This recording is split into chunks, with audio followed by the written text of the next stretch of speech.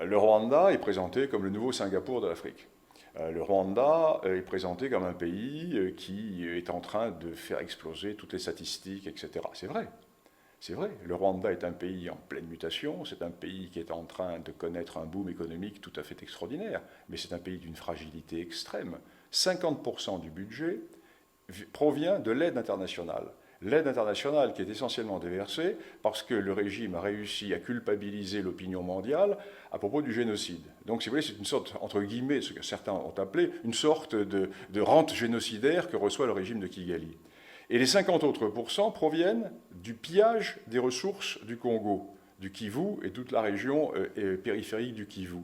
Imaginons deux choses. Un, qu'il y ait un retour d'un pouvoir relativement fort en République démocratique du Congo et que Kinshasa réussisse à reprendre le contrôle du Kivu et de ses provinces orientales.